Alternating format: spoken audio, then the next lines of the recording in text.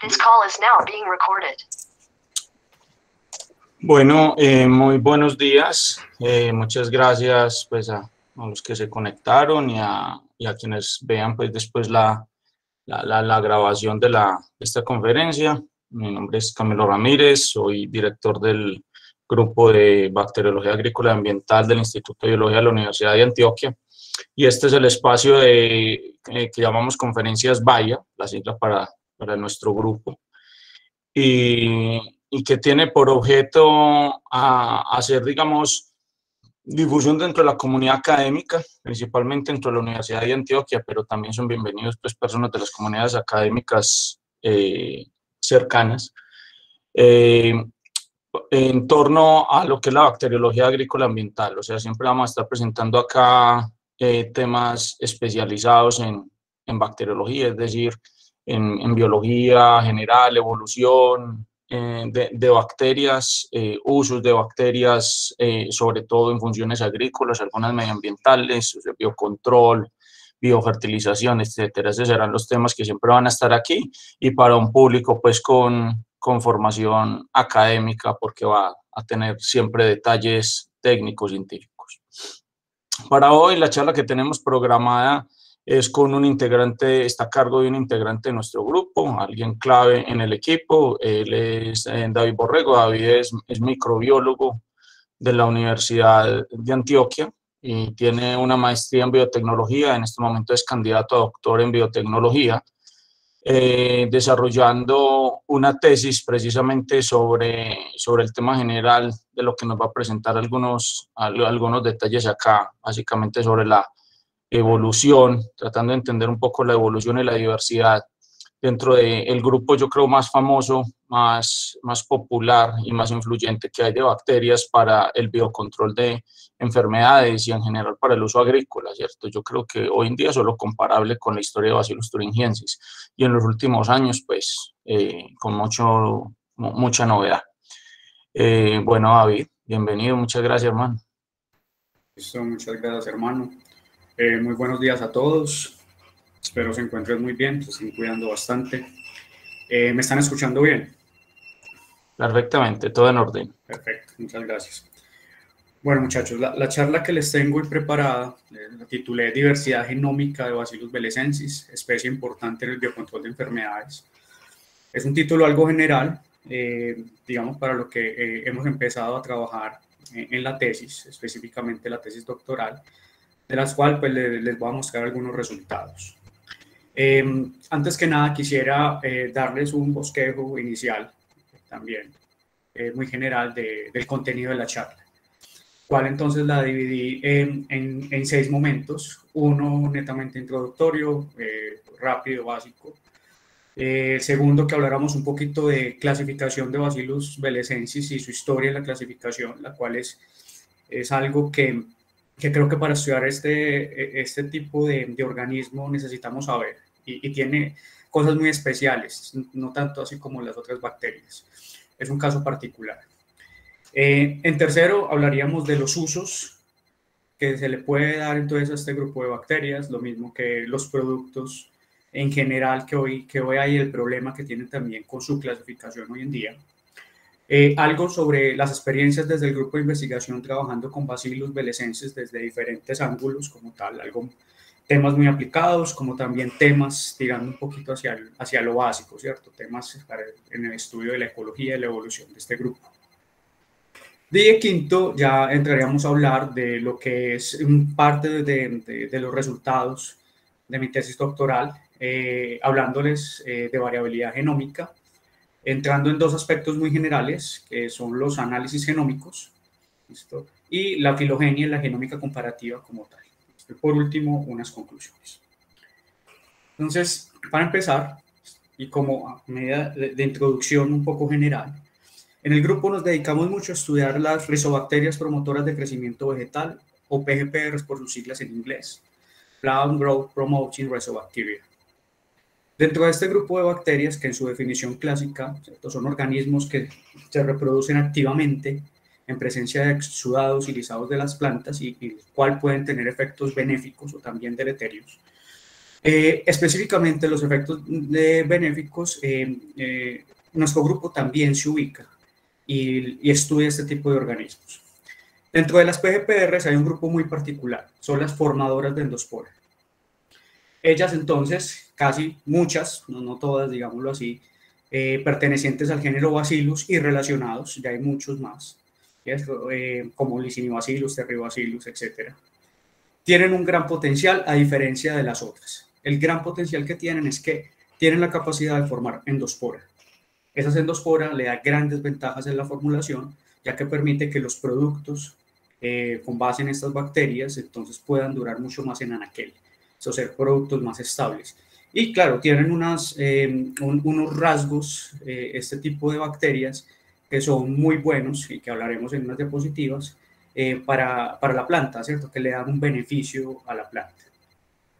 Dentro de estas, entonces, dentro de los bacilos, existe tal vez la especie más importante en el biocontrol de enfermedades, tanto fúngicas, también bacterianas, que es la especie Bacillus belesensis, que hace parte entonces de muchos productos en la agroindustria. Se utiliza bastante y se viene haciendo pues investigación muy aplicada y muy básica con este tipo entonces de organismos. ¿Cómo hoy entonces está clasificada Bacillus belesensis? Tiene una historia bacana que lo vamos a ver en la próxima diapositiva. Pero esta es como la oficial y la recientemente actualizada por un instituto que se dedica netamente a taxonomía bacteriana, esto que es el LPSN francés. Como ven, la última actualización es del 2020, está de dominio especie, como lo pueden ver.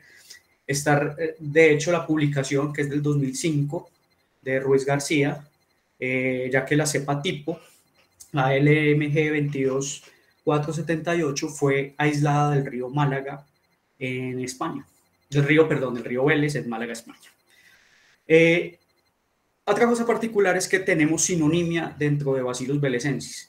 Dentro de esa sinonimia, de hecho casi desde el 2011 que se empieza a utilizar hacia acá, mucho más desde el 2016, también tenemos las especies Bacillus metilotróficos y Bacillus amyloliquefaciens, pero la que es perteneciente a la subespecie Plantarum. Estas tres nombres, belesensis metilotróficos y amyloliquefaciens, subespecie Plantarum, serían sinónimos, ¿cierto?, de Bacillus belesensis. Bueno, ¿y de dónde salió esto? Repasemos un poquito lo que es la historia de la clasificación. Este cuadro está, yo sé que de pronto no lo ven muy bien porque estamos en esa charla virtual. Voy a intentar acercarme un poquito.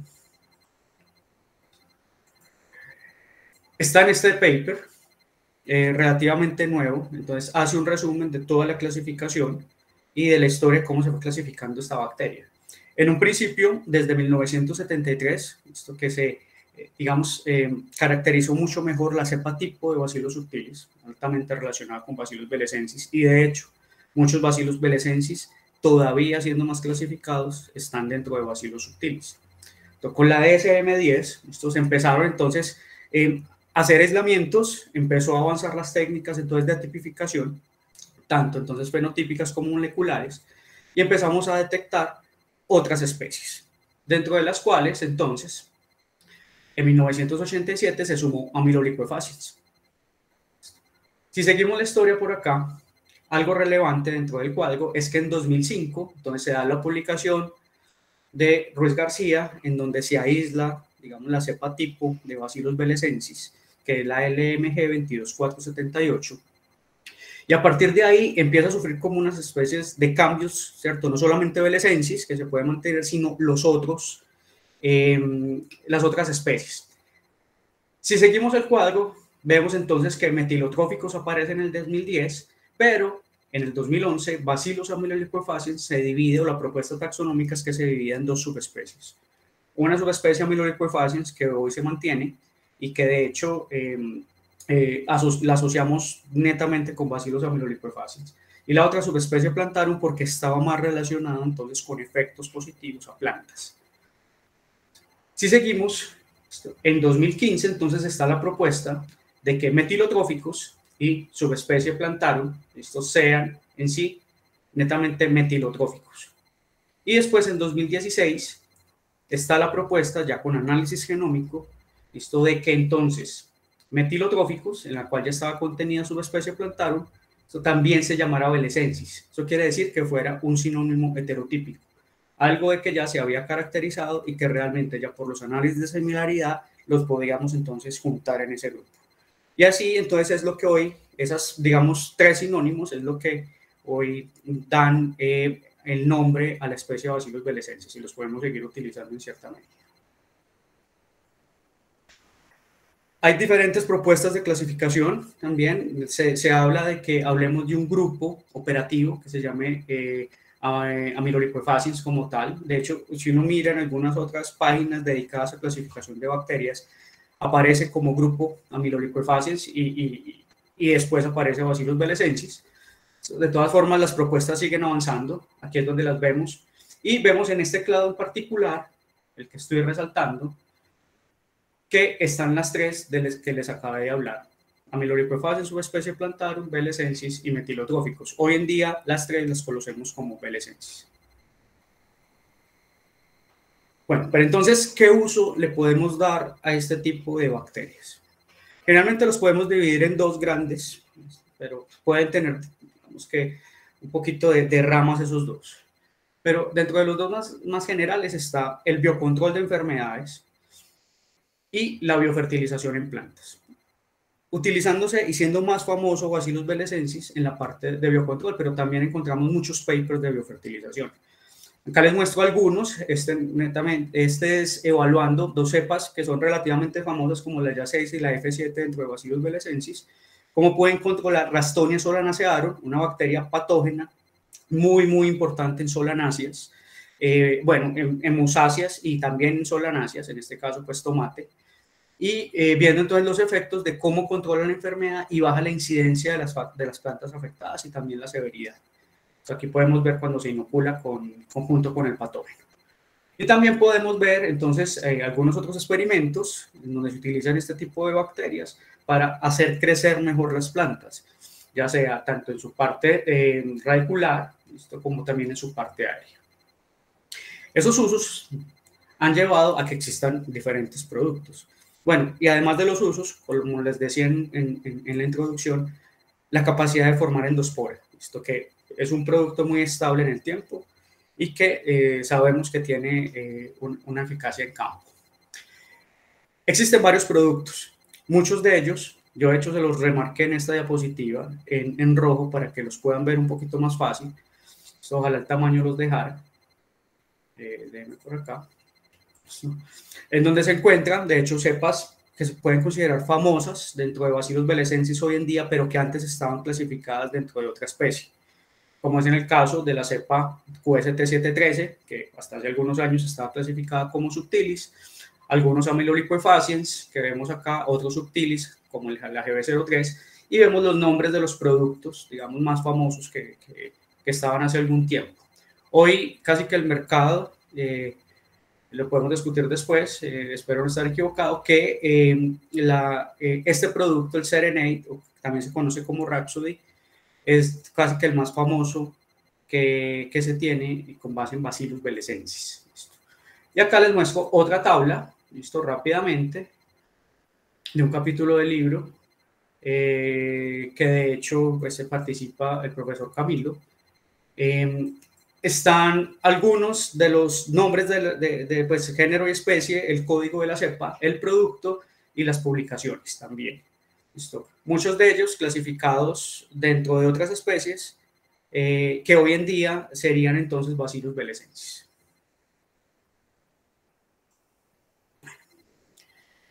Todo este potencial nos ha llevado a que el grupo tenga varias experiencias.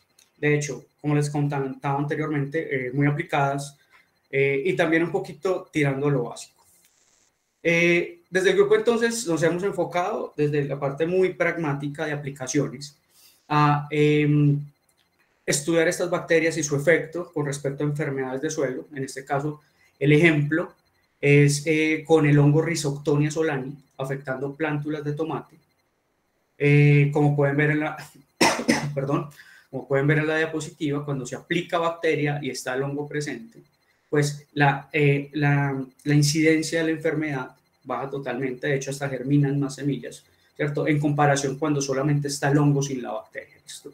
Y este que ven acá es el control, entonces, que no tiene ni hongo, fitopatógeno ni bacteria, entonces las plantas están totalmente sanas. También hemos tenido experiencias, esto con la tesis de mi amigo Carlos, en ese momento está él haciendo su doctorado en Dinamarca, sí. Cuando empezó a estudiar el efecto que tenían estas bacterias en carposfera de mango, afectadas por esta enfermedad que se conoce como anthracnosis, la cual es causada por un complejo, puede ser Colletotrichum glosporoides acutatum, y si ustedes pueden ver, vean el control sin inoculación de las bacterias y vean cuándo se inoculan los bacilos. Básicamente un control muy bueno que causan este tipo de organismos. Desde otro punto de vista, también hemos tenido experiencia trabajando con estas poblaciones, haciendo experimentos de evolución.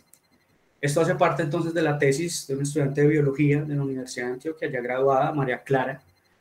Entonces lo que hicimos acá fue tomar una población ancestral o inicial de Bacillus belesensis, la cepa UA2208, y someterla a traspasos sucesivos bajo dos condiciones generales.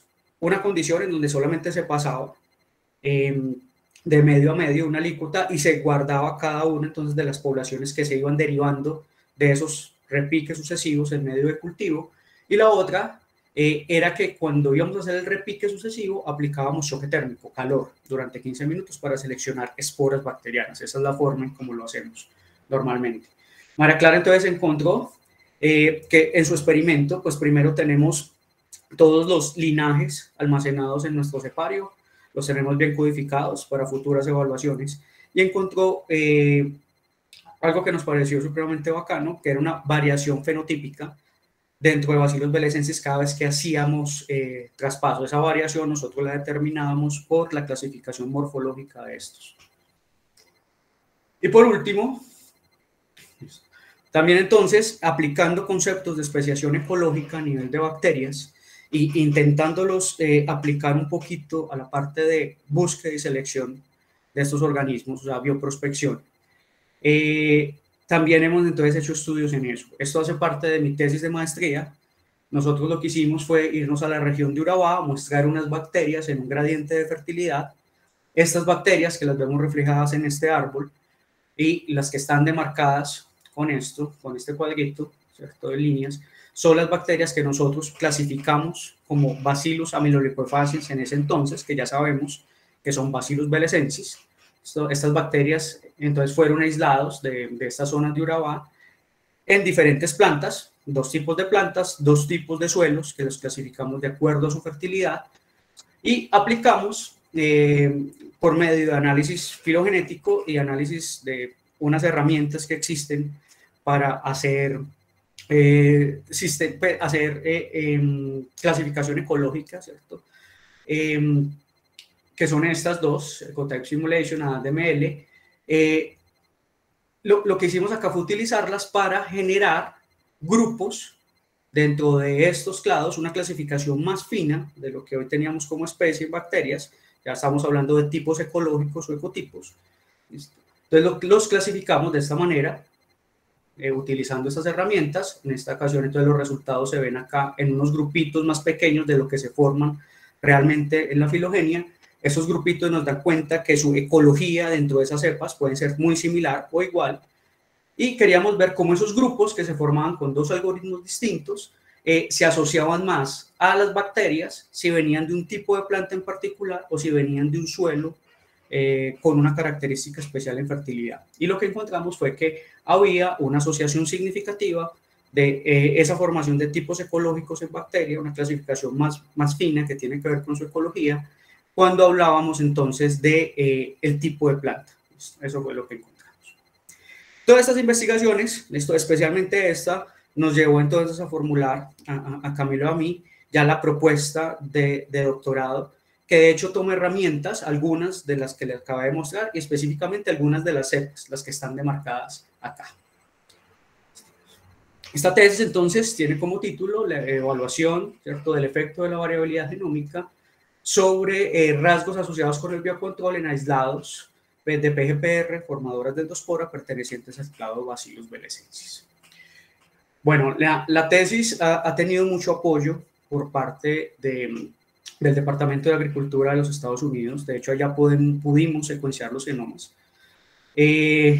También de la Universidad de Wesleyan, en donde uno de los de mi comité tutorial, que es el profesor Frederick Cohen, me acogió durante mi estancia de pasantía doctoral. Pude analizar genomas con él y también estudiar un poco más acerca de la evolución de estas bacterias. Y también un agradecimiento, obviamente, a la Universidad Técnica de Dinamarca. Lastimosamente hoy no les voy a mostrar los resultados que obtuve de ahí. Y la tesis ha sido financiada por el grupo de investigación, la universidad y una beca Colciencias. En sí, el problema en el que partimos de mi tesis, y haciéndolo muy resumido, es algo con lo que nos enfrentamos todo el tiempo cuando trabajamos con estas bacterias y vemos sus efectos, algunos efectos que ya les mostré. Es que cuando hablamos con investigadores o hablamos con productores, muchas veces escuchamos esta frase, es que todo es lo mismo, ¿cierto? Esos tienen los mismos efectos, etcétera. Se ven iguales, listo, esta es la misma especie, esta es la misma cepa o una cepa muy similar, etcétera. Entonces, hablan mucho de esa similaridad, pero no hay suficiente soporte. Y nos salía también cierto tipo de preguntas, o sea, si todo era lo mismo, entonces deberíamos hacer más bioprospección, entonces deberíamos ir a buscar y seleccionar más cepas. Si todo es lo mismo, entonces ¿para qué? O si todo es lo mismo, deberíamos, ¿cierto?, evaluarlas como tal, o sea, hacer experimentos. Pues ya sabemos si tenemos los productos, entonces ¿para qué? De esta manera, entonces, nos formulamos una hipótesis general y la que yo les estoy mostrando en este momento es una de las predicciones generadas a partir de esa predicción general, que es la de la cual vamos a hablar hoy. ¿Listo? Que es entonces que la variabilidad genómica estaría asociada con esos rasgos, ¿cierto? En cierta manera, decir que hay variación, ¿cierto? Que no todo es lo mismo dentro de Bacillus belesensis y que esa variación puede entonces estar asociada a los rasgos de biocontrol que tengan estas bacterias, ya a nivel de evaluaciones in planta o evaluaciones in vitro. Bueno, ¿qué fue entonces lo que hicimos? Esta es la aproximación experimental un poco resumida. Secuenciamos y además también tomamos genomas de bases de datos. Hicimos análisis entonces de esos genomas, caracterizamos a nivel fenotípico, y en estos momentos estamos haciendo análisis de asociación genotipo-fenotipo con genómica y las diferentes pruebas fenotípicas que tenemos. Eso entonces nos permite ver que hay cierto biocontrol o que puede haber cierta diferencia en el biocontrol que produzcan estas poblaciones microbianas. Con esto entonces lo que queremos es, con esta evaluación sistemática, pues lograr más adelante tener herramientas para optimizar la prospección y la selección de las PGPRs, diseñar nuevos productos y por qué no mezclas un poquito más, digamos, con soporte, se le pueden también llamar mezclas inteligentes, o sea, que tengamos algún soporte, más de que mezclemos esto con esto, sino que tengamos criterio para mezclarlas y por lo tanto también podamos evaluar bioinsumos de una manera más eficiente. Todo esto queriendo, en nuestro deseo, que tenga un poder predictivo, analizar los genomas para asociarlos con los fenotipos. ¿Cómo evaluamos entonces nuestra hipótesis? Ese es el resumen de las evaluaciones que hicimos. Entonces, a partir de datos genómicos, hicimos dos grandes análisis, unos análisis que llamamos filogenéticos, en donde son los análisis filogenómicos, pues lo representativo, y después hicimos análisis de genómica comparativa, donde evaluamos algo que llamábamos parámetros generales, como contenido de nucleótidos, contenido de secuencias codificantes, porcentaje de guanina, citosina, etcétera. Evaluábamos entonces dentro de unos grupos que ya estaban formados al analizar la filogenómica, esos grupos que los llamábamos en este caso clados o linajes, qué genes podían perder o ganar con respecto a otros, o sea, cuál era el contenido de genes, tanto en número, ¿cierto?, como cuáles, de los que tenían unos grupos específicos con respecto a otros. Esos análisis se llaman gain and loss, o ganancia y pérdida. También entonces tomamos los genomas, hicimos predicción de clústeres de genes biosintéticos. Lo hacemos generalmente para poder llegar a predecir, primero que esté el gen, listo, por lo menos la secuencia o el grupo de genes que pueda codificar por un metabolito secundario importante en la actividad biocontroladora de la bacteria. Y no solamente nos quedamos en eso, sino que también hicimos análisis de algo que se denomina el pangenoma. El pangenoma es, digamos, que todos los genes en conjunto, ¿cierto?, que pudimos detectar por medio de la genómica de esas poblaciones, haciendo algunos grupos, no todo en general. Agrupábamos unas bacterias y hablábamos todos los genes de las otras bacterias, ya que muchos de los otros análisis solamente se centran en lo que es común en las bacterias. Entonces, por eso también quisimos hacer esto. Les voy a mostrar los resultados, ya en esta parte que sigue de la charla, de estos procedimientos. No en el orden, específicamente en la genómica comparativa, como se los muestro acá, sino que van a ir como siguiendo otro tipo de lógica para que de pronto a ustedes les quede un poquito más fácil entenderlo, o pues así lo estructuré. Bueno, primero, este es el resultado de la filogenómica, en el cual tomamos 149 genomas, entre los cuales 19 eran netamente del grupo de investigación, o sea, de nosotros, de las bacterias que habíamos aislado en un principio de Urabá, y los otros, el resto de bases de datos que teníamos a disposición, como es el NCBI o el EBI. ¿Qué nos muestra esto? Vemos en la figura, este es el árbol filogenómico en forma circular, y nosotros a partir de esta información dividimos todas estas terminales, que es cada una de las bacterias o los genomas como tal, en 4 grandes grupos, llamándolo de clado A, B, C hasta el D.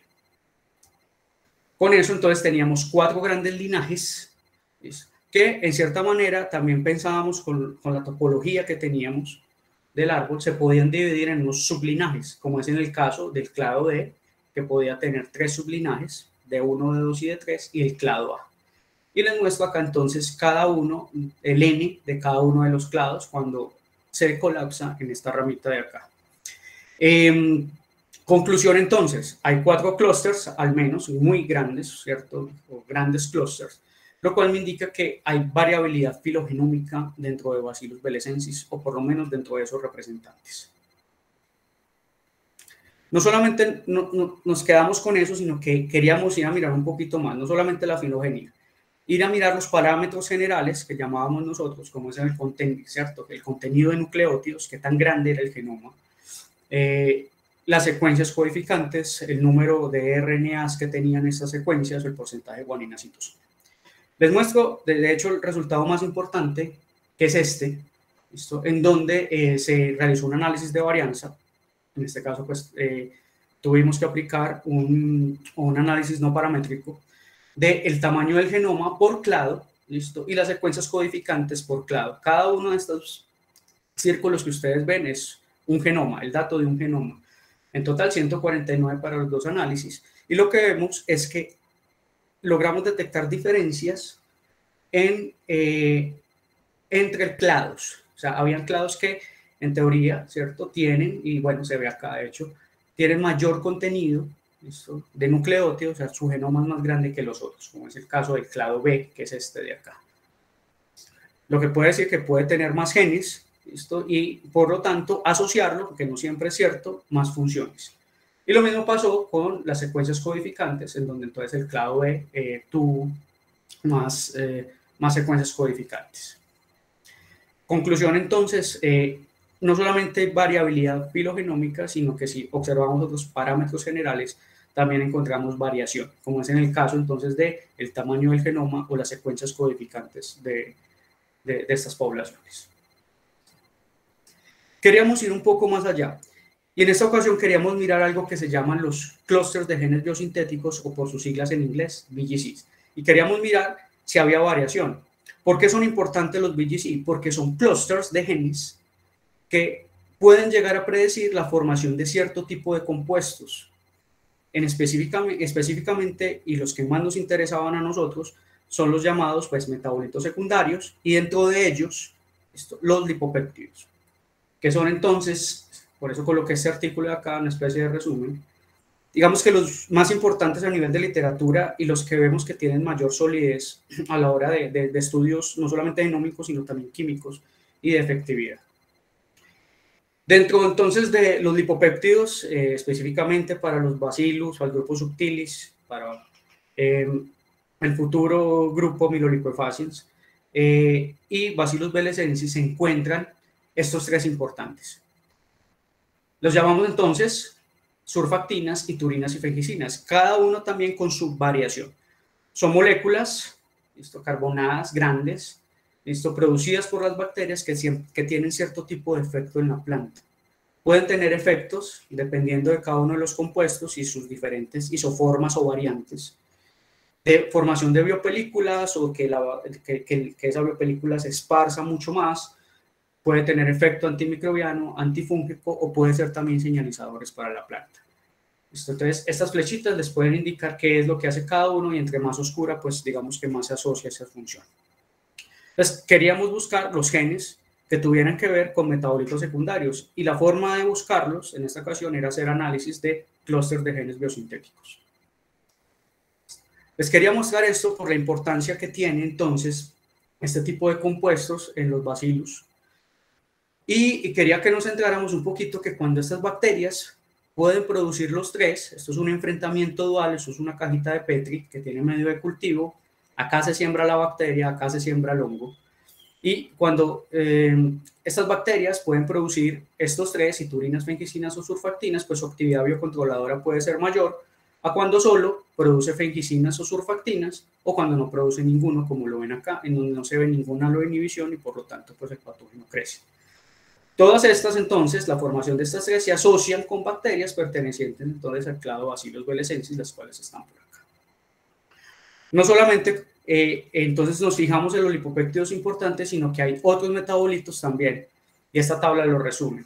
Entonces está la surfactina, la fengicina y bacilomicina D, estas tres más importantes, y otros que se estudian también, que tienen mucho soporte en la literatura, pero que no es tanto como los otros tres. Entonces aquí está tanto los genes, el clúster de genes, la enzima que se produce, el tamaño, las funciones, el efecto biocontrolador y las referencias bibliográficas. Quiero destacar en esta ocasión que si bien Bacillus belesensis se asocia mucho con el control para hongos fitopatógenos, no solamente se puede utilizar para eso dependiendo de lo que produzca, también hay bacterias, como lo pueden ver acá, ¿listo? O hasta nemátodos que puede llegar a biocontrolar. Analizando entonces los VGCs, nos dimos cuenta de lo siguiente, que habían unos, en este caso en el árbol filogenético, los vemos demarcados con estos colores, aquí está su sigla. Todos estos de acá se puede ver que estaban presentes por lo menos en todas las cepas, o sea, presencia. Por lo tanto, vimos que había unos clústeres de genes conservados entre sí. Específicamente, los de las surfactinas, las fengicinas y las iturinas estaban conservados, además pues de los otros. Pero, como ya les había hablado de la importancia, pues nos fijamos mucho en eso. Entonces, están ahí y todas las cepas tienen por lo menos el material genético de producirlo. La siguiente pregunta es, bueno, ¿hay variaciones dentro de esos genes? ¿Hay variaciones dentro de la secuencia o dentro de la organización de los genes? Eso después ya lo íbamos a responder más adelante. Bueno, pero no solamente hay genes conservados o grupos de genes conservados para la producción de metabolitos secundarios. Esta figura nos muestra, ¿listo? Ya en esta parte, después de clasificar los clados, ustedes ven los puntos con colores, yo sé que es bastante complicado, y cada uno de esos puntos con colores significa que es el gen o es el grupo de genes para codificar para estos metabolitos secundarios, los cuales también tienen efecto antimicrobiano. Aquí lo importante es mirar el patrón, y el patrón es que no todos los VGC son conservados. Hay unos, ¿cierto? Como lo veíamos en la diapositiva pasada, que lo son. Estos de acá encontramos que no lo eran.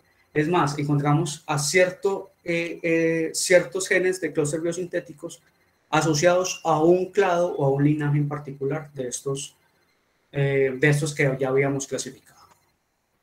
Bueno. Miramos entonces toda esa parte de análisis y nos preguntamos, bueno, aquí estamos analizando de verdad genes que comparten todas las cepas. ¿Por qué no miramos todo el contenido genómico que tienen estas agrupaciones o estos linajes para poder compararlos? Podemos juntarlos todos o podemos juntarlos por grupitos. ¿Listo? Cuando analizamos todo el contenido genómico de todas las cepas, es lo que llamamos pangenoma. Y cuando analizamos solamente los genes en común, como los análisis filogenómicos, por ejemplo, estamos analizando el core genoma. Entonces, decidimos analizar el PAN, en el cual entonces primero hicimos un análisis de rarefacción de los genomas, en donde lo más importante, si ustedes ven acá esta línea negra, es cómo se van acumulando el número de genes, listo, por unidad de muestreo, o sea, por genoma. Si ustedes ven, esto no llega, digamos, a que la curva sea plana o lo que se denomina asíntota, sino que esto puede seguir creciendo. Esto la ven creciente. ¿Qué quiere decir? Que si nosotros muestramos más genomas de los que tenemos, es probable que sigamos encontrando genes y es probable que podamos encontrar nuevos genes. ¿Listo? O sea, hay probabilidad de encontrar nuevos genes si seguimos muestrando. Por lo tanto, podría valer la pena, una de las preguntas que nos lanzábamos al principio. Y a la vez también, a nivel de analizar todos los genes que tenían entonces los linajes, queríamos ver cuántos tenían un linaje y cuántos tenían otro linaje, hacer comparación y decir cuáles tenía este y cuáles tenía el otro. Ese análisis se llama gain and loss. Para esto, entonces, hicimos varias comparaciones entre los linajes, agrupando los 4 linajes grandes en varios primero, ¿cierto? Y después los dividimos y empezamos a comparar el número de genes por clados, por esas comparaciones. Nos dimos cuenta entonces que habían clados, si ustedes ven acá, este es el delta, o sea, este clado cuando lo comparábamos con la sumatoria del clado B, C y D, o sea, lo solazábamos, nos dábamos cuenta entonces que este clado de acá tenía genes, muchos genes que no tenía este, ¿listo? Y viceversa. Así entonces fuimos, digamos que progresando en el análisis, ¿cierto? Colapsando ramas, colapsando clados. Y encontramos algo muy particular, en donde cuando analizábamos el clado B, encontrábamos tal vez algo que pueda ser importante a nivel fenotípico, como es encontrar genes que tengan que ver con la biosíntesis del manganeso en el clado B, y en el clado C encontramos un operol maltosa. Esto les puede dar entonces, pensamos hipotéticamente, cierto tipo de ventaja dependiendo pues en el ambiente que estén a cada uno entonces de estos clados en los cuales entonces comparamos. Luego quisimos entonces tomar una submuestra de todos estos 149 genomas y de los resultados que les acabo de mostrar y hacer unos nuevos análisis. ¿Por qué esto?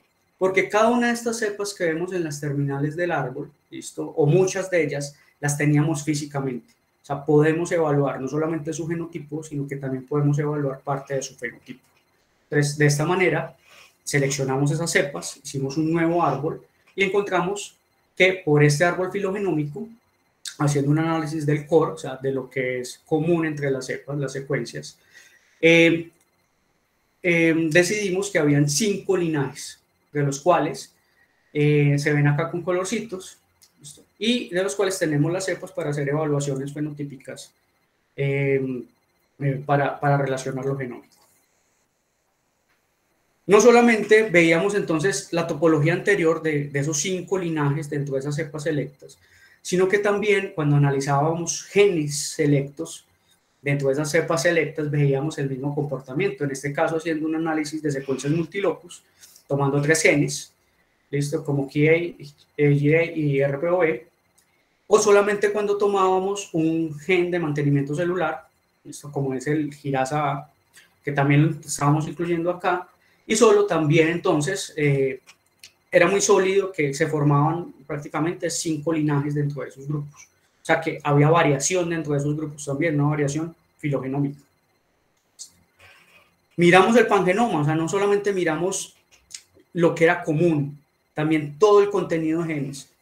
Aquí utilizamos una aproximación de estadística multivariada. Hicimos un análisis discriminante en donde lo que nos muestra es la separación de esos linajes, ¿listo? Con todo el contenido genómico que tienen y una separación muy sólida. De hecho, todavía concuerda mucho más con los linajes que tenía el árbol filogenómico. Entonces, en conclusión, veíamos 5 linajes, no solamente analizando su core, ¿cierto? Su genoma núcleo, sino también analizando su pangenoma. Algo parecido también encontrábamos, obviamente eso son una muestra más pequeña de lo que teníamos anteriormente con el análisis de refracción, pero el comportamiento era similar, ¿listo? En la cual entonces la curva de genes no llega a una asíntota. Eso quiere decir que si aumentamos el esfuerzo de muestreo con número de genomas, es probable entonces que sigamos encontrando muchos más genes y probablemente con nuevas funciones. Entonces eso también nos ayudaba a entender un poquito más las preguntas iniciales. Bueno, utilizamos herramientas para la definición especie con datos genómicos. Las dos más utilizadas hoy en día es la identidad promedio de nucleótidos o ANI o la hibridación in silico, que intenta simular, de hecho, la estrategia del laboratorio experimental que se hace para definir si dos cepas pertenecen a la misma especie, que es la hibridación experimental. Esto entonces, lo que se hace es comparar cada genoma, da un valor. Los valores entonces de referencia para identidad promedio de nucleótidos es que decimos que dos genomas, cuando tienen similaridad del 95%, pertenecen a la misma especie. Y con respecto a el análisis de hibridación in silico, decimos que es 70% o alrededor del 70%. También algo muy similar a lo que se utiliza experimentalmente. Con esto entonces nos salieron 4 clústeres. En esta ocasión, ¿cierto? No logramos detectar el clúster individual que nos salía con los análisis filogenómicos y con el análisis del pangenoma, pero fue muy similar, o sea, era de todas formas algo sólido esos clústeres, y ya no solamente por las herramientas mostradas, sino también por estas. Y con este subgrupo de cepas nos hicimos la misma pregunta anterior. ¿Hay variación dentro de esos genes que pueden llegar a producir los metabolitos secundarios tan importantes en el biocontrol? Pues nos dimos cuenta que sí. ¿Qué es esta figura? Es el árbol filogenómico de las cepas. Esta vez la división por clústeres está por los colores de los círculos. Cada círculo, ¿cierto? La presencia de cada círculo significa que un compuesto de estos estaba presente, pues los clústeres de genes estaban presentes en el análisis, y qué tan grande es el círculo tiene que ver con la similaridad que tiene ese grupo de genes con respecto a una base de datos. ¿Qué es lo que podemos ver acá? Podemos ver que no todas las cepas tienen el mismo contenido genómico a nivel de clúster de genes biosintéticos, y no todas tienen la misma similaridad, ya que todos los círculos no son iguales por cepa. Señalé con las flechas los más importantes, que son entonces las surfactinas, las iturinas, son estas dos, y las feiticinas. Entonces podemos ver que hay variación dentro de clústeres, de clados, de linajes, y también entre cepas. Entonces nos daba más idea de que no todo es lo mismo, ¿cierto? Ya teníamos un poquito más de evidencia. Y queríamos ir un poquito más allá y decir, bueno, miremos si somos capaces de detectar más cosas dentro de esas secuencias de los clústeres de genes biosintéticos que pueden estar produciendo estos metabolitos. Para eso utilizamos una herramienta que se llama Bigscape Corazon, que lo que hace es tomar los datos de esas herramientas para predecir VGCs, hacer redes entonces de similaridad, y a la vez de eso tomar cada uno de estos VGCs y hacer análisis de similaridad por sintenia. ¿Qué quiere decir sintenia? Es mirar la organización que tiene esos genes dentro del genoma. Ya sea entonces por similaridad nucleotídica, que en este caso se ve por colores, ¿listo? En cada uno de los genes, que significa una flechita, o la dirección en donde se lee ese gen en un marco de lectura. Entonces, ¿qué hicimos? Por ahora, los análisis preliminares, tomamos todas las cepas. Nos dimos cuenta entonces que habían agrupaciones dependiendo del clúster. El clúster para por lo menos los 3 principales metabolitos, que son iturinas, surfactinas y feiticinas. Y a su vez también entramos a cada uno de ellos a mirar variación en la sintenia, en la organización que tenían estos genes. Por lo menos les muestro el caso de las surfactinas, en donde por similaridad ellos también construyen un árbol, pero ya esto es con una matriz de distancia, una matriz de similaridad. Miran la sintenia y lo que hace entonces es, pues el investigador 1 es mirar cómo están organizados y también mirar los clados. Aquí por lo menos logramos ver 1, 2, 3, 4, 5 clados dentro de estas cepas que puedan tener una estructura genómica en este clúster de gen biosintético distinta a las otras. Entonces, por lo tanto, decimos, bueno, parece que somos capaces de encontrar esas diferencias que queríamos, ¿cierto? Al decir que no todo es igual, también dentro de cada uno de esos genes que producen los metabolitos. Y con esto, entonces yo termino con estas 4 conclusiones, un poquito gruesas. La primera, entonces, es que yo creo que hemos dado evidencia de que sí existe variación a nivel genómico en Bacillus belesensis, tanto cuando analizamos su pangenoma, o sea, todo el contenido de genes, como analizamos solamente los genes en común, que es el core. Se detectaron diferentes linajes, en este caso 4 grandes linajes cuando analizábamos los 149 genomas, y cuando analizábamos 28 cepas que tenemos en el laboratorio, éramos entonces capaces de decir que habían 5 linajes, con diferentes tipos de técnicas, eran muy sólidos.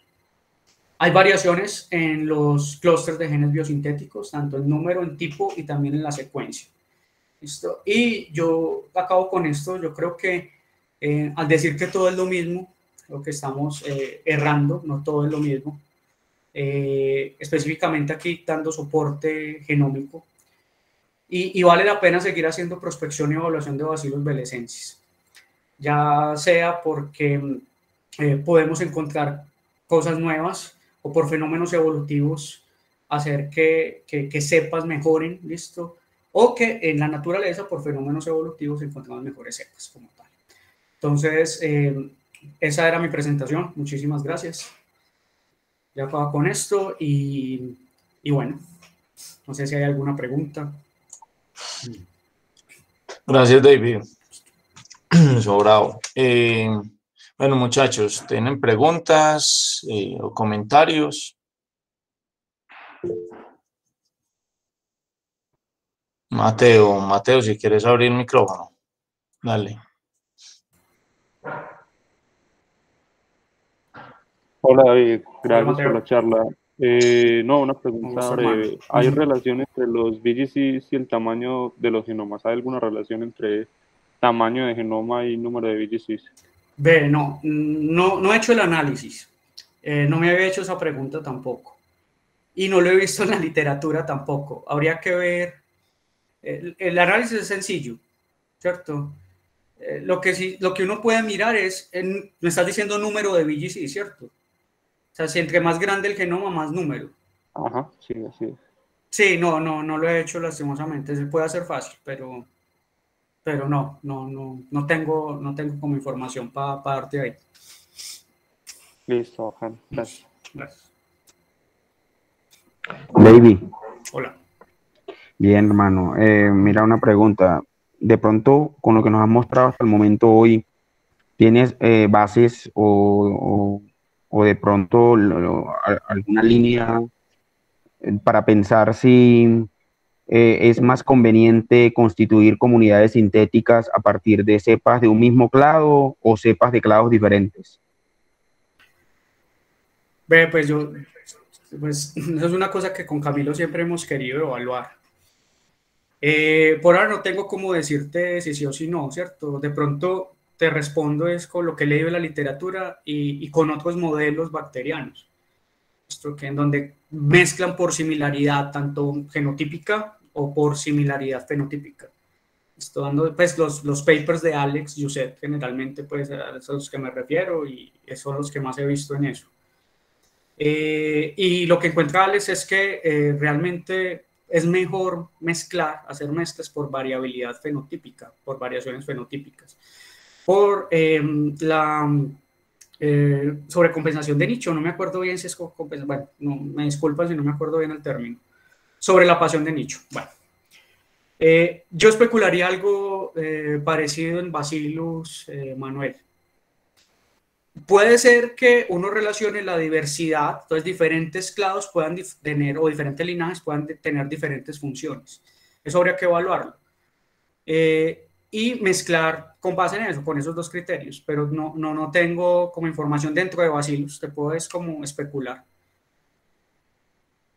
Gracias, David. Y otra pregunta ya para cerrar de mi parte. Ujú.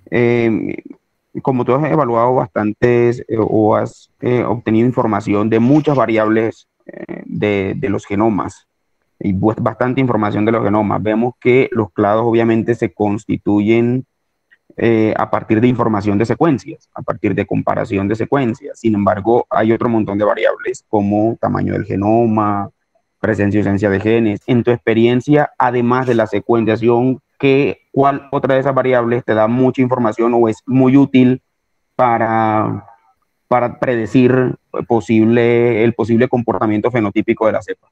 O sea, ¿cuál de todas las que has visto, cuál crees que es como que dices, bueno, además de la secuencia, no quiero evaluar todas las demás, me quedo con esta? Manuel, no, pues en cierta manera al final, cuando ya analice todos los datos con respecto a los fenotipos y la relación con los genotipos, te podría dar una respuesta más precisa. En ese momento no la tengo, no sé. De pronto te entendí un poquito, la pregunta es, me disculpas si me salgo, es, tengo muchas pruebas genómicas, listo, algo que me puede dar también solidez en la prueba, ni siquiera es para por lo menos determinar linajes, ni siquiera es analizar todo el genoma, si lo quiero hacer por filogenética, sino analizar un solo gen, por ejemplo. Un solo gen te puede entonces tener una representatividad en la topología que te da un análisis filogenómico, y con eso también puedes sacar grupos. Pero ya a la hora de decir, bueno, ¿cuál de toda esa información puede ser más predictivo? En esas estoy, todavía no lo sé. Gracias, hermano. Listo. David, dos preguntas. Una es la diferenciación de grupos con los BGCs, no positiva. ¿Qué correlación tiene con la filogenia, con los clados de la filogenia?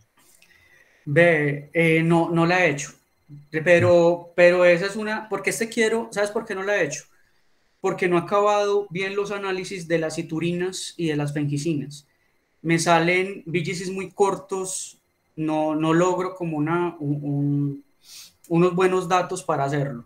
Entonces, en ese momento lo tengo ahí en stand-by hasta que logre solucionar cómo puedo generar bien las redes de correlación y el árbol de sintenia en las otras dos, para empezar a ver la relación que tienen esos grupos con la filogenia como tal.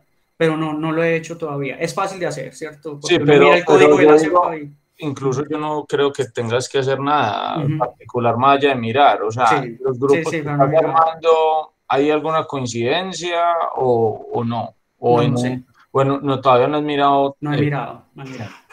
Y en la curva de rarefacción, están incluidas ¿cuántas cepas ahí? En esta. Listo. Sí. En ese momento son 130 y algo de genomas. ¿Por qué no 149? Porque las cepas que tenemos nosotros, ¿cierto? Que las que son del cepario, no se incluyeron en el árbol grande, ¿cierto? Christopher Douglas no las incluyó, ¿te acuerdas? Por las que eran muy similares y formaban un solo clado. Entonces se dejó un representante de esos dos clados que teníamos en el otro análisis filogenómico y no todos. Entonces por eso hay una disminución ahí. ¿Cuál es mi idea? Incluirlos, obviamente. Es fácil de incluir. Ya hay 139 acá entonces. Sí. No, bueno, no, sí, y la pendiente todavía está muy pronunciada, o sea, todavía siguen apareciendo genes nuevos. Exacto. Particular. En términos de tamaños de genomas, ¿en qué rango están los que 3842 megas. 3842. Sí. Hay genomas muy grandes. Por acá, mira. ¿Cierto? Casi 4.2, mira, 3.8. Dentro de cada clave hay genomas muy grandes. Y recordar de estas cepas famosas comerciales, de pronto, ¿en qué rango? La cepa QST713 tiene un genoma muy grande. Tiene un genoma muy grande. Esa es la que creo que debe ser esta. Por acá. No. ¿Y alguna otra? Y la GB03 generalmente tiene un genoma medio, digamos casi 3.9, 3.4. La FZB42 también tiene, si no estoy mal, no es un genoma tan pequeño, creo que 3,9 también a 4, si no estoy mal. ¿La MBI 600 está ahí o no? No. La MBI 600 la comenzó a comercializar BASF. Okay. La tiene ya, o sea, esa viene con mucha fuerza comercial seguramente para los próximos 5 años más o menos. Listo, gracias, David. Bueno, ¿alguna otra pregunta, muchachos? ¿O algún comentario? No. Bueno, listo. David, muchas gracias, hermano. Mucho gusto. Bueno, vamos a parar aquí la grabación.